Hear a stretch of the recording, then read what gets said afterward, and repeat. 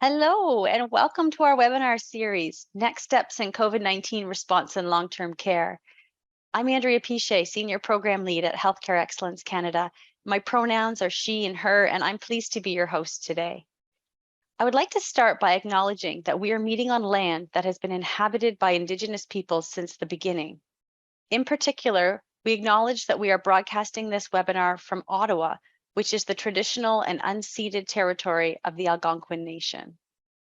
We recognize and deeply appreciate their historic connection to this place and the opportunity to gather here today. We are pleased to offer French simultaneous interpretation for this session. If you wish to hear the voice of the interpreter, please select French from the interpretation menu at the bottom of your screen. We invite you to share your questions and comments at any point using our chat box in either English or French, and we encourage all of you to respond to each other's comments and answer questions in the chat as well. We will aim to connect as many of your questions as we can with our speakers during the Q&A sessions, both during the webinar and at the end. If you need support at any time during this webinar, you can reach out to tech support using the chat feature. This session is being recorded and will be available on our website in the next couple of days to share or review with colleagues who may have missed it. Today, we're pleased to have multiple speakers representing some of the long-term care homes who participated in HEC's inaugural LTC Plus program, and they're here to showcase the wonderful projects their homes were able to implement towards person and family-centered care. We hope these projects will inspire everyone here in our audience. For this webinar, we'll be introducing each speaker one at a time and then taking some questions from the audience following each speaker's presentation before having an open Q&A time at the end of the session as well. Our first presentation this morning will be given by Pavi Lally. Pavi is a certified therapeutic recreation specialist at Wentworth Manor. Born and raised in Edmonton, Pavi has a bachelor's of therapeutic recreation from the University of Lethbridge. Some facts about Pavi include that she likes playing soccer, is a huge Oilers fan, and loves spending time with her family and reading. Pavi, I'll turn it over to you. Thank you. So what all started, once we started this project, I was not part of the Wentworth team. I joined a little after that it was completed, so I will do my best to let you guys know what we've done and how it's impacted our residents and their families. Can I get the next slide, please? So our project was, as COVID had first started, we had an area in our outdoor space that was not paved, and we were trying to do outdoor visits. With this, many wheelchairs, walkers would sink into the grass as if it was wet, or if just the way it was positioned, we didn't have enough seating space at all. The feedback from families were that they wanted to have an area where they could sit and either enjoy a coffee with their family or just either play games on the table as well. So we now call this the patio area with enough seating for about 5 families to sit at once. It's accessible for wheelchairs and walkers as well. And during our summer events, we are able to have more residents join us and families. And also for our staff events, now staff have a place to enjoy the events or their lunches as well.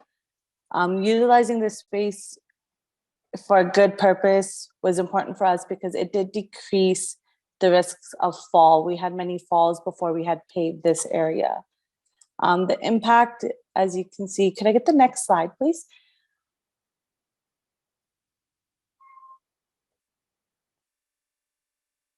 So here's the impact of our project. It turned out to be a lovely outdoor space with flowers, picnic tables, great lounge seating. It's an opportunity for us to even host outdoor activities as well.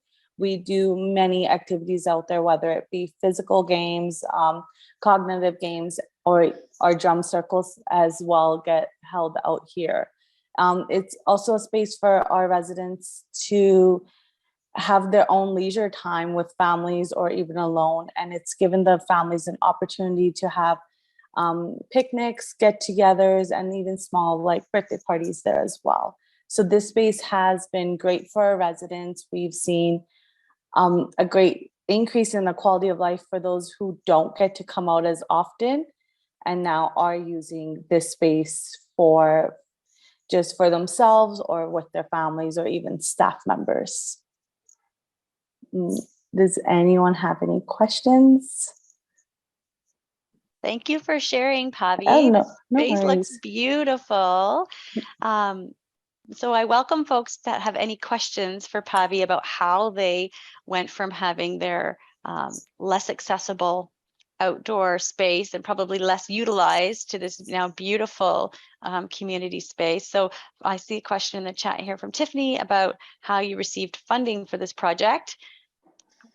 So from what I believe, I wasn't here when we did receive the funding, but from what I was told, this funding was received as, actually, I'm not quite sure, but all I know is that many of our manors did get funding during COVID to use that money to impact their residents in a positive way. Right. So actually, all the projects here today are all projects that were funded by HEC as part of the LTC Plus program.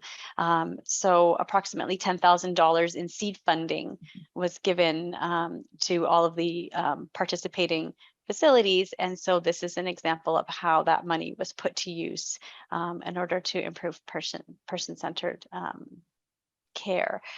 So yeah, we welcome more comments and questions. I guess a question I have for you, Pavi, is now that it's being utilized, is there anything you would do differently? Would you recommend to someone else who's designing an outdoor space in terms of features that would really make it person-focused and accessible? I think one thing I've noticed is that at times that it's not paved in a way that it is a little bit more wheelchair friendly. There's a little bit of bumps for those who have walkers. So if it was paved a little bit more evenly, that would be a little bit better. Other than that, we've had not many negative reviews on the space, a lot of positive, especially from those families who are able to take their loved ones out. It's just been a very encouraging space for them. And have you noticed any changes in the usage of the space? Like, was it more highly utilized right away and then sort of dropped off, or do people continue to make good use of the space? It's been used quite often, to be honest with you. You can see even when I'm going home at 5 that there's still about a couple families out there with their loved ones before supper and after supper. It's usually in the morning as it's a bit cooler, it's not used as much, but after lunch it's one of those high traffic areas now for people to get a seat and either watch the activities or even join them as well. Great. And any thoughts about how you might sort of adapt the space so that it can continue to be usable in the colder months? We're hoping that we can either ensure that it's all cleared of the snow so we can have residents go out there when the weather's not -40, but still a bit warmer for them to dress up and go outside. And then we also, during the Christmas time, decorate that area with Christmas lights and ornaments for the residents to see as well. Oh, beautiful. Just looking to see, oh, we do have a question here. It says, at the time you were able to use the new space, what were the government regulations in place regarding family members and friends visiting and the use of masks? So when we first started, family members were encouraged to wear masks out there. As our provincial regulations have changed, outside family members no longer have to wear masks with their loved ones. Staff continue to wear theirs. Thank you. And I see another question around how do you manage smoking areas? So we are a non-smoking facility, and for none of our residents do smoke either. And for staff, it's actually away from this area. It's usually off towards the parking lot. Otherwise, we don't encourage smoking on our grounds. Thank you. And Tiffany, I see your question about funding available in the future. And so, in fact, we are currently developing a program in long-term care to continue this work, and it will be launched in the fall. So stay tuned for our next iteration of long-term care funding from Healthcare Excellence Canada, and ways that you can use that to help continue to promote better quality of care in your environment. Well, thank you again, Pavi. If anyone else has questions that you think of after the fact, we'll have another wrap-up Q&A at the end. So by all means, you can continue to add those to the chat and just tag Pavi's name and we'll know to direct her to those at the end. And now you're welcome. We'll move over to our next speaker. We have Sherry Little, who is the manager of the Therapeutic Recreation and Volunteer Services Department with Tudor Manor, and she's worked with the Brenda Stratford Foundation for almost 12 years. Sherry's from Cape Breton, Nova Scotia, and she obtained her recreation degree from Dalhousie University. She's been residing in Calgary since 2000, and while she'll always miss the ocean and the salty air, the Rocky Mountains are still a close second. Sherry's philosophy in life is the little things are the big things. Sherry, I'd love to hand it over to you. Thank you very much, and good morning, everyone. So first of all, I'd really like to thank Healthcare Excellence Canada for the opportunity to present today, and also for the grant dollars to allow us to, here at the Brenda Stratford Foundation, to build our capacity and further it to improve the lives of our residents and their families and staff in some cases. So when I was asked to present today, I was really excited because the two stories I have for you and examples of how we used our dollars are very near and dear to my heart, because they focus on dementia, which is a passion of mine. So like everyone during the pandemic, the whole world kind of was thrown these challenges that we weren't sure where we're going with it. One day we're told to go left, the next right. So very challenging times, as I'm sure all of you can relate, especially those of us providing care for seniors. So what came along with that, though, were learnings of positive things and useful things that came out of the pandemic that kind of pushed us to be more creative to reach residents. And the area that both the examples of I have today that I'll be focusing on is the power of one-to-one and human connection. So the first example there you'll see is our Pursuit of a Lifetime program. So this is a program that was existing with the Brenda Stratford Foundation, and essentially it's Make-A-Wish, but for seniors. So we've had it for approximately 2 years now, and we diversify our funding for it year to year, but we were fortunate enough that the AGC funding helped make this wish come true, which was dog sledding in Canmore, Alberta. So I highly recommend it. If you've never been to Alberta, go to Canmore in the winter and go dog sledding. It's an amazing experience. So this gentleman, Michael, had shared with us in a meaningful one-to-one. So just to kind of recap and go back to my first message is, with recreation therapy, a lot of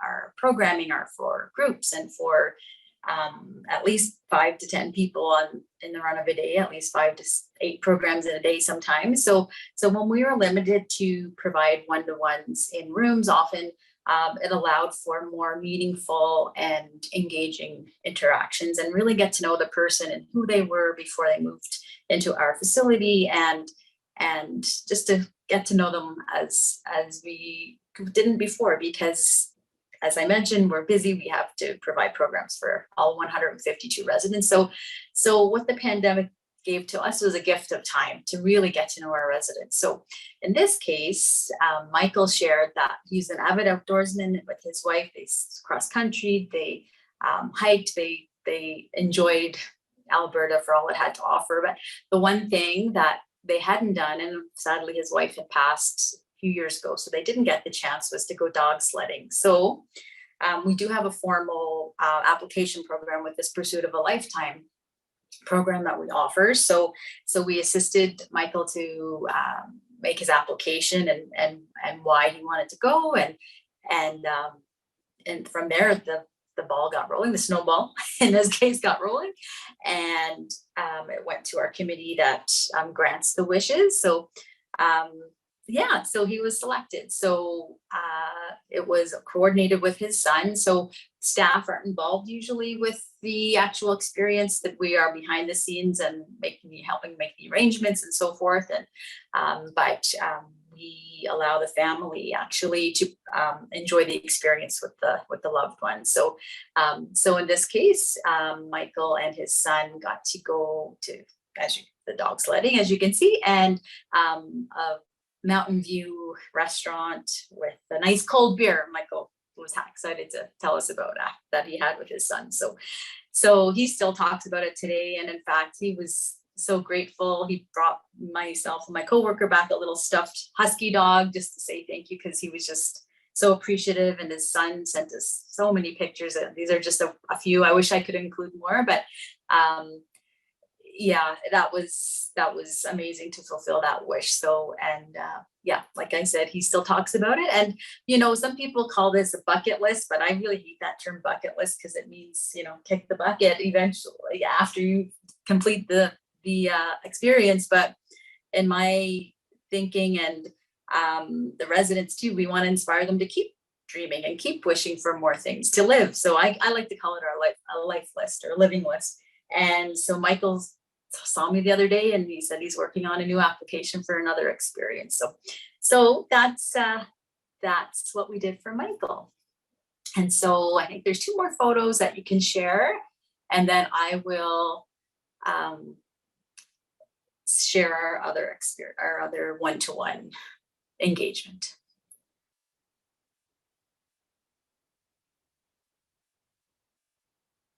The dogs are very interactive, and yeah, he's an animal lover too, which is just ticked all the boxes for Michael. And you can keep going again until we get, there we go, into our ambient engagement. So the Abbey. So for those of you who haven't heard of this, the Abbey, it's offered through ambientactivity.com, which is a Canadian company, and they specialize in innovative computerized engagement tools for residents living with dementia. So you'll see there, the P is cut off, but it's Pet the Cat. So every knob, every wheel, every button, the height of the computer is all designed with dementia in mind, and it's evidence-based and research-based. So it's not just something that was thrown together to keep busy. It's actually a very useful tool to engage residents living with dementia. So, and again, back to the one-to-one, the whole purpose of my presentation today, with COVID, our one-to-ones were limited in rooms, and of course, nursing staff were quite busy to be able to facilitate the one-to-ones as much as they wished to.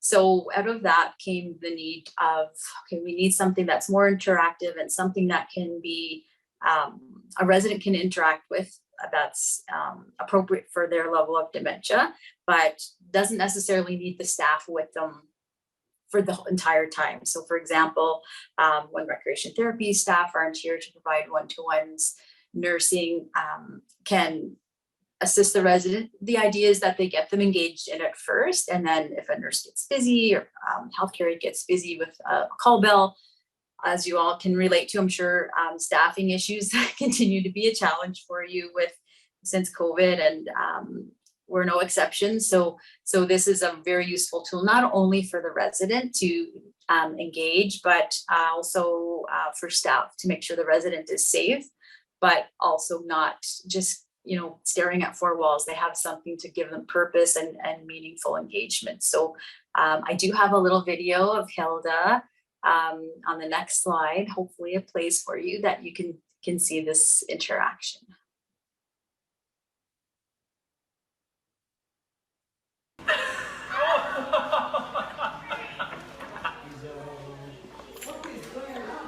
So what happens here, when she pets the cat, there's fur on it. On the screen, a picture of a baby and a cat comes on. And it's a running video of different babies and cats. What do you think, Hilda? Oh. That's pretty cute.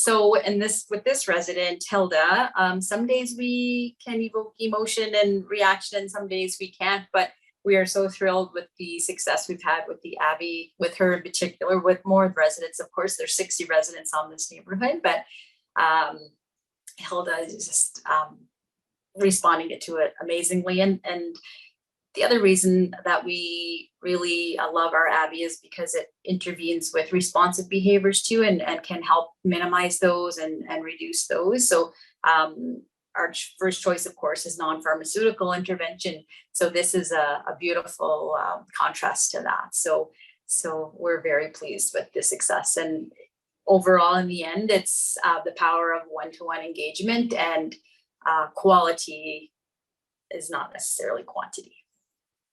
Thank you. Thank you so much, Sherry. I think your examples today have really hit home with our audience. I see a lot of beautiful comments. One says that she really, or he or they really like how you turned a negative experience into a positive by saying that COVID gave you the gift of getting to know your residents better. And that really is a person-centered way of looking at things. So I think just your energy and the way that you approach your work is really inspiring to everyone on this call. Another comment saying that this was really incredible. I think especially the pursuit of a lifetime program, and that they weren't preparing for tears so early on a Monday morning, which I can relate to as well. It is such a moving. So one question that came in was around the pursuit of a lifetime program and whether you felt this is something that could be realistic for an organization that's not a nonprofit in terms of the way it gets funded and promoted. I'm not hands-on with the retrieving of the dollars for it, but what I will say is, if you want it to happen, you can make it happen. Maybe it's not on this scale.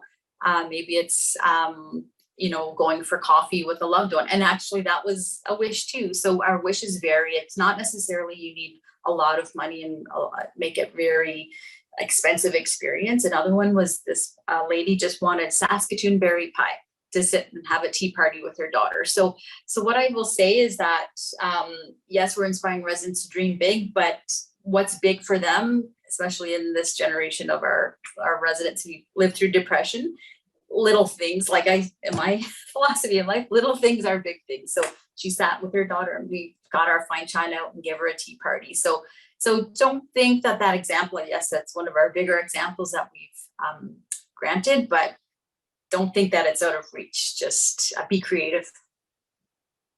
And when families hear this, they'll want to give.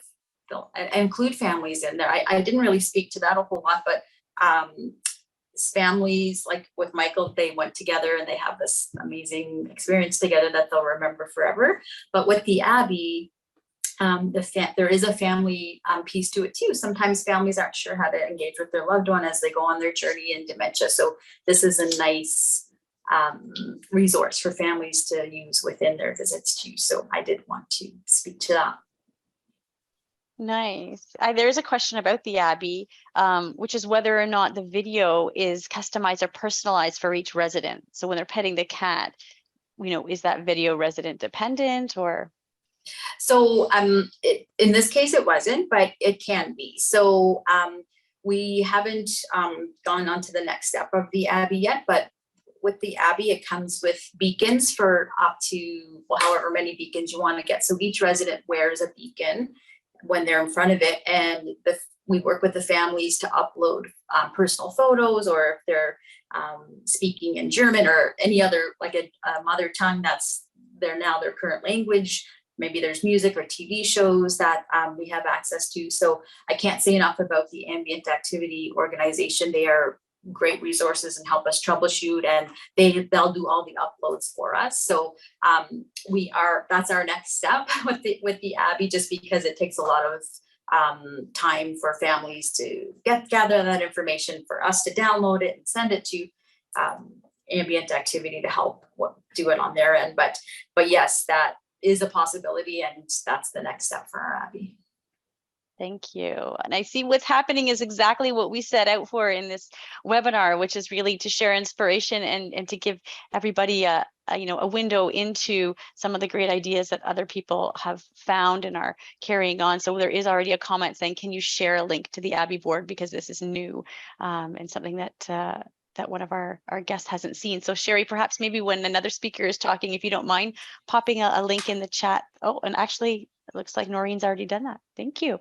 Oh, great. Thanks, Dory. Excellent. So thank you again, Sherry. Much appreciated to have your enthusiasm and your experience here. I'll keep you close so that at the end, if there's more questions, by all means, folks, put them in the chat and we can connect you to Sherry again at the end. And with that, we'll move on to our next speaker. So we have Nicole Baker next, who is a recreational therapist and life enrichment manager at Cambridge Manor, also with the Brenda Stratford Foundation. Nicole graduated from Lethbridge College in 2017 with a diploma in therapeutic recreation and gerontology, and then graduated from the University of Lethbridge in 2020 with a bachelor's degree in therapeutic recreation. Nicole's worked for the Brenda Stratford Foundation in various roles since 2017. I'm happy to turn it over to you, Nicole. Good morning, everyone. Very happy to be here this morning, so I thank you for having me. So yeah, I'm here to present on how we utilized our funding dollars from Healthcare Excellence Canada, and we thank you so much. So when it came to how to utilize this funding, there were sort of two major items that stood out to us. So the first was a motorized pedal bike exerciser. There's a picture of it on the screen now, used to enhance and expand our restorative care programming, which is led by our occupational therapists and a team of therapy assistants. So this Atlas Medic Motorized Active Passive V2 pedal exerciser has been a great addition to our facility. So you can see it's active and passive cycling, and it is evidence-based, done a lot of research on it for individuals living with Alzheimer's and Parkinson's disease, but of course it is beneficial and used by all of our residents here at Cambridge Manor. So the occupational therapists identified residents at Cambridge Manor would benefit from physical activity and rehab programming. However, many residents, of course, with Parkinson's and different ailments, health-related wise, limited mobility, it makes it unsafe for them to sort of participate in traditional exercises. So with this piece of equipment now, it allows them to get exercise with both their arms and their legs in a safe manner. So you can see the picture there on the screen. So there is an option for an arm pedaler as well as the legs, but you can sort of isolate the equipment so that you're sort of using one or the other. So you can actually rotate the top and just use the handlebars while you pedal. And same, you can just rest your feet on that bar and you just can use the hand arm bike. So it's customizable. There's all sorts of different settings that the occupational therapists help the residents with. And it's just been a great tool. There are many different models of this available. Thanks to the grant we received, we were able to get sort of a higher end model, which of course is just fantastic. You may see things like the QB, which are not as great as this one. The passive aspect of this one is really sort of one of the key things that we like about it. So residents don't have to rely on having that initial strength to get going. Sometimes with those QBs or other models, it does take the resident actually having that strength to get going, where this can have the passive. So the machine actually assists the residents to sort of be able to do those movements. The residents of Cambridge Manor were so keen on this piece of equipment that we actually had a lady who does live here with Parkinson's disease. She threw a birthday party fundraiser and raised actually $900 to put towards a bike as well. So of course the $900, it was fantastic. She had a big birthday party, families, friends, residents contributed to that, staff contributed to that. So she actually raised $900. And when we actually received this equipment, we put her on it first and she was just so thrilled. So that was a really sort of a special moment. The residents are thrilled with the bike. It's not actually my department, it's under the occupational therapy team, but I constantly pass residents in the hallway that are either leaving the bike or on their way to the bike, and they're just joyfully, I'm on my way, 10:15 is my time slot, see you after, and that kind of stuff, or, sometimes even turning down our recreation activities. Nope, it's my turn for the bike. I have to go for my slot.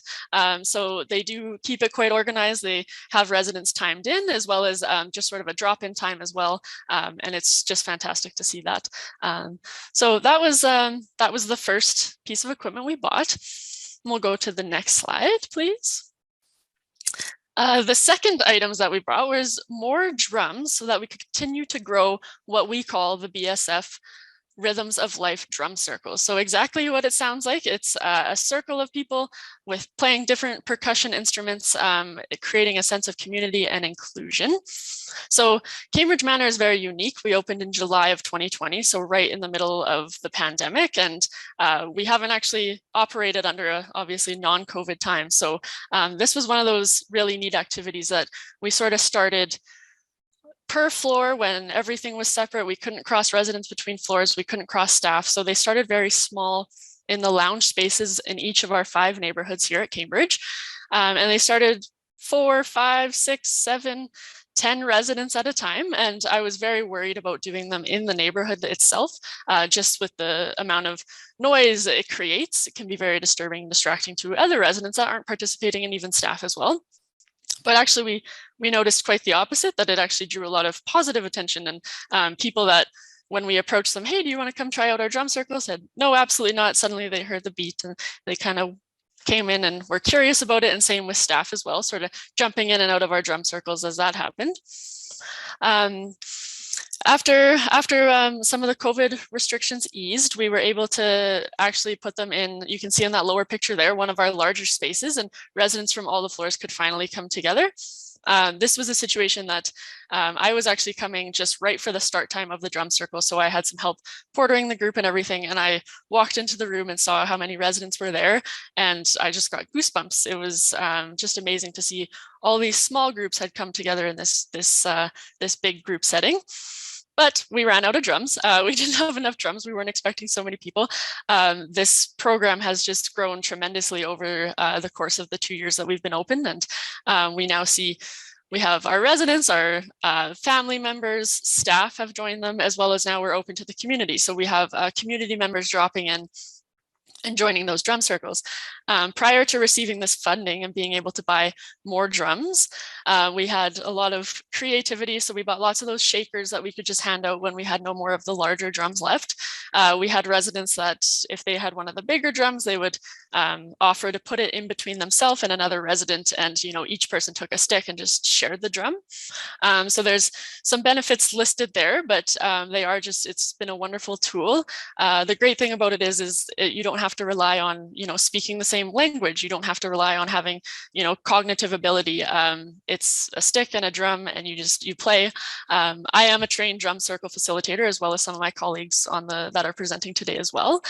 So we know sort of how to guide them and how to lead them. But it's just been wonderful to see them grow. And of course, with the funding we received, we were able to purchase a substantial amount of more drums. So again, we can include more families and those community members, and we've just seen them grow and grow and grow. I'll share a couple stories, I guess, for the personal touch. So we had a resident that had arrived to our drum circle about 35 minutes early with a couple of her friends from the 4th floor. And we kind of said, oh, it doesn't start till 11. And she said, no, but you have to get here at least 30 minutes early if you want a drum. You got to get here early. That's the key, to come early so you can make sure you get a drum. So of course we need more drums. In a drum circle, we sort of say this, if you can say it, you can play it. So, if you can say a phrase, you can play that sort of beat out on the drum. And suddenly that same resident said, we want more drums, we want more drums. And so she was banging along, and that was the phrase she chose to drum along to that day. So kind of funny. And incidentally, our CEO happened to be there for that drum circle and saw that she came early and saw that was what they were chanting. And he came right up to me after and said, how do we get more drums? You need more drums in this group. So here we are today. We have lots of drums to go around, lots of little percussion as well. And if you ever walk through Cambridge Manor when one of these is happening, it sort of just booms through the whole main floor of the building. And a lot of people are curious, and you can also be an active or a passive participant. There's just as much benefits from being at one and just sort of listening to the rhythm. It relieves stress and regulates blood pressure. And like I say, it just creates such a meaningful connection between the residents, the staff, and whoever else is in the room.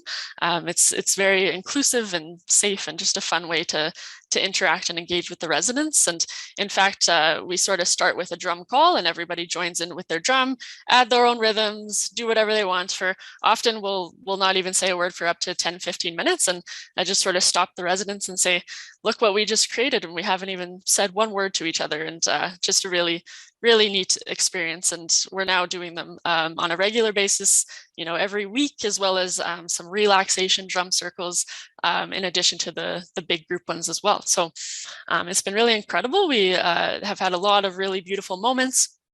These drum circles, they can be social and they're physical. It's also sort of a spiritual experience for a lot of people, and it elicits a lot of emotion as well. So we had a resident that was quite an avid drummer. She never missed a drum circle, and unfortunately she passed, but she had created a lot of friends from different floors in this drumming circle, and they would often volunteer to help with some of our relaxation drumming, like helping the facilitator to drum for relaxation. And so after one of my drum circles, we were going around collecting the drums, and I noticed a couple residents, and one of their daughters was there, and they were all crying. So as a facilitator, is this good? Is this bad? So I walked over, and they said that at the beginning of that drum circle, they had a quiet moment together, and they decided to dedicate their drumming that day to that resident that was such an avid drummer with us. So they dedicated their drumming to her that day, and that day they were drumming for her, and they sort of had this tearful moment, and that was how they chose to sort of have their closure and say their goodbye to that resident. So that was really special too. But you just see lots of different stories of like that families coming together, using it for their own meditation or, closure in that case, things like that. So there's been a lot of really beautiful moments, and we're very glad to have more drums to be able to support growing this program here at Cambridge Manor. And one last story, sorry, kind of ties in with Sherry. Of course, we have the Pursuit of a Lifetime is across all of our BSF sites, and we actually had 2 residents that use their applications to get their very own drums as well. So big program here. Yeah. And any Amazing. questions? Nicole, you just took us on an entire roller coaster emotional journey. I was laughing out loud and then getting teary again at the end. So thank you for connecting us in such a visceral way to the efforts going on in your home. There's sharing happening in the chat, which I love. Somebody had put a link in, if you didn't see it, for an organization to follow for creativity in action. So thanks, Liliana, for that. We have a little bit of time, but we need to also move on so that we can get in our last speaker. But one question that that I had, it was around drum circle facilitation, and you mentioned that you were a drum circle facilitator. What special skills do you need? So if a home or a facility doesn't have somebody who's led one before, could they still initiate a program like this? And what would it take? Yeah, so we had a sort of extensive training. So it was sort of a 2-day course. There's different levels and things, but yeah, you do just learn different skills as the facilitator. So how to introduce different beats, how to, if you've got somebody, it's okay to be offbeat, but if you've got somebody playing way loud, or how to sort of soften the crowd, how to engage with people, how to read the crowd, how to change beats, how to do things like that. So that's, as a facilitator, you're always looking out for things like that. You're looking at your residents and like all the participants for some feedback, understanding like when it's time to change things up. There's different sort of like games you can play that they sort of teach you about, sort of to bounce back and forth with the residents, some call and response types of things. So yeah, it's a lot of fun.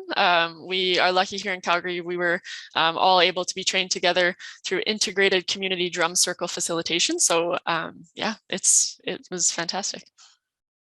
Wonderful, wonderful. So hopefully, again, some inspiration for folks in the audience today, another program that really helps to improve person-focused care and the connection among your residents. Thank you so much, Nicole.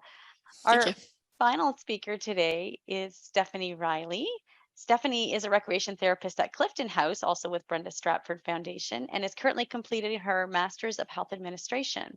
She has 10 years of experience working in healthcare, and in her personal time, Stephanie enjoys traveling and outdoor activities, and recently spent a week in the Northwest Territories backcountry canoeing.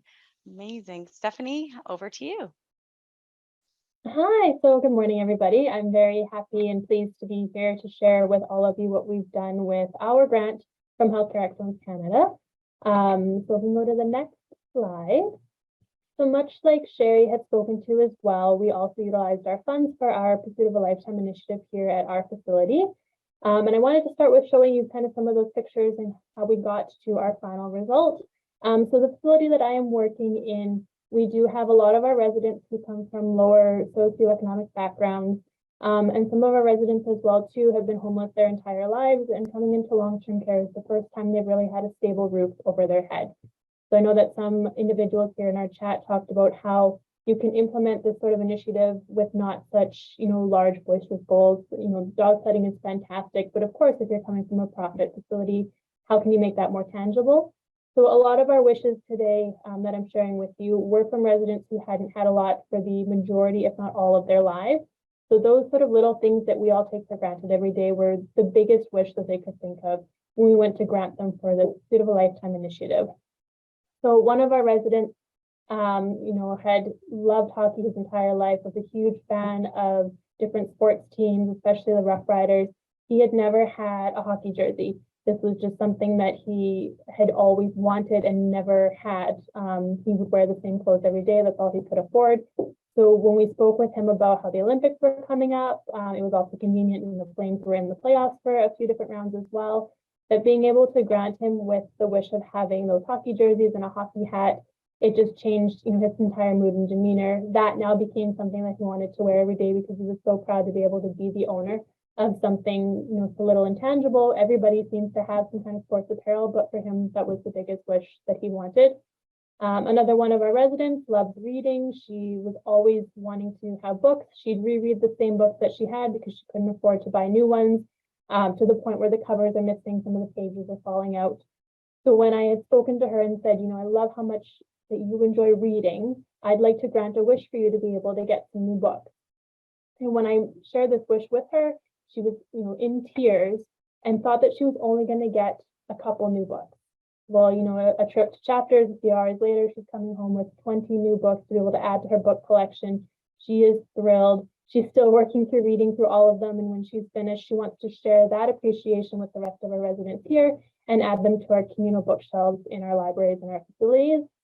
One of our other residents, unfortunately, has passed away, but at that time, he had been sort of declining in his health. And we reached out to his wife and said, she was always visiting here with him, and we wanted to do something not just as a wish for him, but as a wish for their family. And wanted to be able to share one of their last family meals together. So it was where our kitchen came together with our recreation department. We were able to create a nice personalized prime rib dinner for them, and being able to have his family there with him was emotional. It was just something that you don't normally get to do or see. Oftentimes at that point, we can't really offer those wishes because they just declined in such a way that their health's not tangible for that. And unfortunately, it did turn out that just a few weeks after that dinner, he did pass away. But it's also sort of heartwarming that in that moment, it's almost like he was waiting to have everybody there with him. Stephanie, I'm so sorry. Yeah. I'm just going to pause you for 1 second. Yeah. I want to make sure that everybody gets the beautiful stories that you're sharing. There's a couple of comments about it's difficult to hear. I'm wondering if we try going back to the without the headphones and seeing if that's there, because I know that there's a lot of interest in what you're sharing. Does that sound any better? Continue for a second. Did you do another test? Does that sound better on your end? It sounds similar. I don't think there's a huge difference, but why don't we continue in this way, and then maybe just have you move a little closer to your device in case it picks you up a little bit clearer. And I think if you speak slower, then even if there's some poor audio, I think we'll be able to continue on with everybody hearing. And I'm getting some beautiful comments here. It says beautiful stories. Thank you for sharing. So everybody's loving this. So just please continue, and I'll hop off again. Yes, of course. One of our other residents as well had never had anything new her entire life. She was carrying around a handbag from H&M that had been peeling apart. The zipper didn't work. So we gifted her with a new handbag from Kate Spade. Again, she cried when she received it, and she keeps it in the dust bag every single day. She takes it with her wherever she goes. And we know most of us, we go out, we buy that new handbag. I don't think I've ever put mine into the dust bag when I am using it. So that just shows how much that she really does appreciate this gesture of being able to have something new that she's never been able to have. And one of our residents really loves shopping. She's unable to usually go out on her own and doesn't have a lot of family that visits. So one of the malls she had never been to was Chinook out here in Calgary. So we went there, we spent the day, went out for lunch. She had an opportunity to go on a little bit of a shopping spree, and just being able to get some new clothing, new headbands, little pieces of jewelry, that really made her day, and it is still something that she talks about to this moment. I remember I met up with her the following day after I had mentioned that we were going to go shopping together. And she says to me, "Do you remember what you came to tell me yesterday?" And I said, "Yes, that we're going shopping." And she said, "Okay." She said, "I thought I had dreamt it and was having a pinch me moment. I couldn't believe that it was true." So just those little pieces of an everyday, us going shopping, us, purchasing books, wearing a jersey, having a family dinner, those little things meant so much to them that was how we were able to engage with our Pursuit of a Lifetime initiative. And next slide, please. So sort of how we determined which residents were not just eligible, but how we could really use our funds to support some of those wishes for our residents. So like I mentioned, a lot of our residents here come from a lower socioeconomic status background, and we don't have a lot of family involvement. So that was the same pre and post-COVID. Being able to see family in the building is few and far between. And if we do see family, it's always for the same residents. I've been here now for a number of years, and there are some residents here who I've never seen family. So those wants that they had wishes for were sort of what we see as basic needs for us, sort of living outside of continuing care and long-term care. We wanted to sort of elevate those needs and how we could make it something special. So going shopping, great, fantastic, but how can we level that up? How can we get them to do something fancy? So I acted with them when we went out as, a personal shopper. We'd be pulling out different outfits, matching different pieces together, going shopping to the bookstore. I let her pick essentially anything she wanted on the shelf. We threw it into her little shopping bag, and she didn't really realize how much she had found and what she wanted to read until after the fact, and she was just thrilled to be able to bring them all home to her bookshelf. So some of those positive side effects, it's that intrinsic staff motivation, being able to do all of these things for our residents on something that's such a little, piece of our day, but it means the world to them. And that we're seeing them as more than just a patient, more than just a resident. We know their backgrounds, their histories, their likes and dislikes, the things that they've missed moving into continuing care because they've had to leave sort of that piece of themselves behind coming into a facility for that extra support. And those lifelong memories, like I said, those residents are still mentioning to us how they appreciated going out, how she's still reading those books, wearing those jerseys for time and time again. And those family memories with that dinner, that is just something irreplaceable. And I believe that is my last slide. So are there any questions? Thank you so much, Stephanie. What I loved about what you shared was that, it made me really reflect on the times that we're in now and how difficult it is for staff after everything that we've been through, after what we continue to work through, and how a program like this really provides joy in what you do as a staff member and the ability to connect in a really deep and meaningful way with your residents. And that just is so heart-filling. I'm seeing some comments in the chat. Again, very heartwarming, inspiring. Thank you for sharing your stories. I really appreciate how you are foregrounding the connection between staff and the residents in your stories. So, and I kept hearing you talk about taking the time to really think about, how do we elevate this to the next level for them? How do we really, get at that core of what it is that they really want out of these experiences? And I think that is the work, right? That is that central element about the work that you do, that all of you do in terms of providing person-focused care. So thank you. These stories have been amazing. We do have a bit of time for general Q&A for everyone, so I can invite all the speakers to come back on camera. And while we do, perhaps Stephanie, I won't put you on the spot directly, but if you have an answer that comes to mind quickly, I do have a question for everyone, which is, if you had funding support for another project, a different project perhaps, or with something expanding on something that you've already done that would improve the experience for your residents, what would you like to do next? So I can sort of speak to that first. Coincidentally, we've also moved into a new facility in April.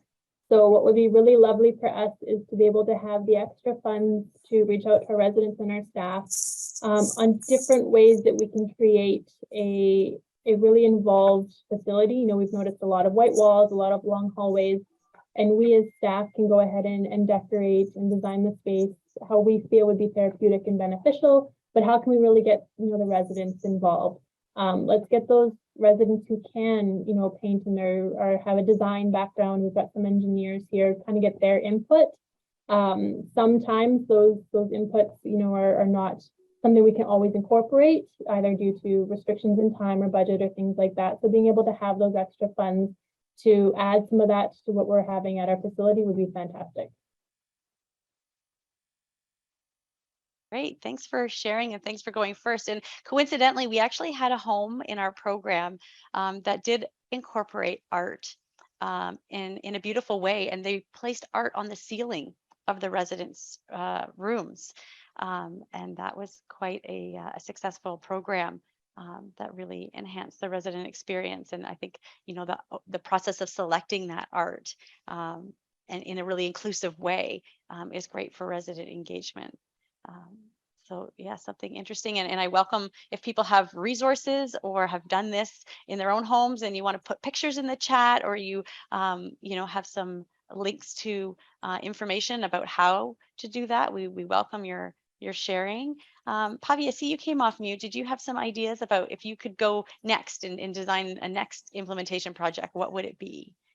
I think for our building, it would be to just upgrade our dementia unit.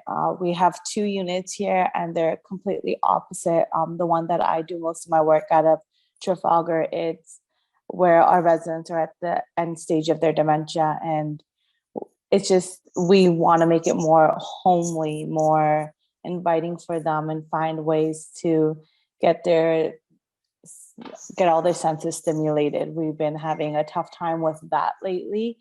So just, if we did get funding, it would just to make that place a better home for them, just as it's nearing the end of their life. And we just want to ensure that the quality of life is the best that we can possibly give them.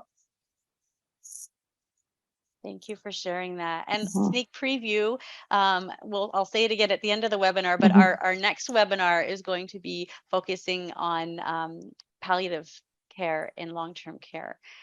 So a connection there as well to what's coming up in our next webinar.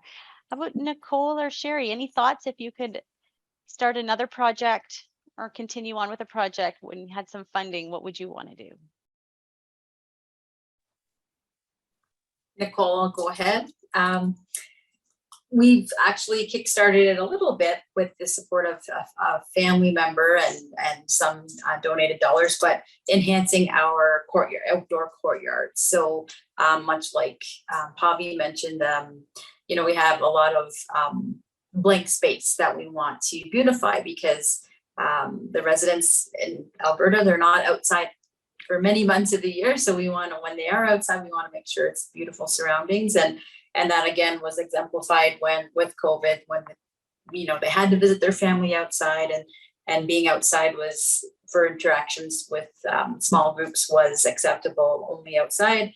We looked around and thought, oh, this looks really sad. So we need more flowers. We need more just interactive things in our courtyard. So we've come a long way. We've this family member, she's an avid gardener, so she's helped us a long way, but we'd love to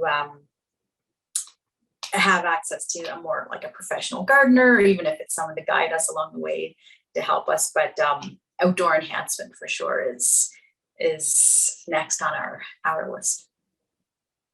Yeah, and I'm seeing some others in the chat agreeing that they were really inspired by the outdoor piece as well. Nicole, did you want to chime in before I head over to Stephanie with a question from the chat? Sure. Yeah, I would just sort of join Stephanie and Pavi there with just some enhancements in our dementia care neighborhoods. Again, we have two here at Cambridge Manor, and those tend to be our residents that can be in times more difficult to engage in those, like, you know, traditional activities. So having anything in their environment that can be stimulating, you know, and incite some spontaneous interaction with their environment, things like that. So again, we've sort of started looking at different ideas and what we can do here and now, but that's always a big project.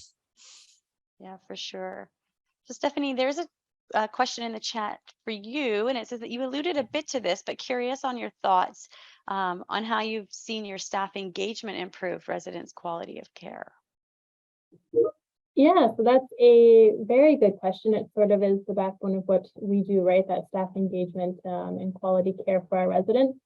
So we have seen that when it comes to how our staff is engaging with our residents, being able to see some of those wishes be granted has sort of sparked interest with a lot of our staff, variety of care levels. It doesn't really matter their position at our facility, really engaging in some of those more deeper conversations with our residents, not so much the superficial when they're coming in to provide care or provide a meal at service time.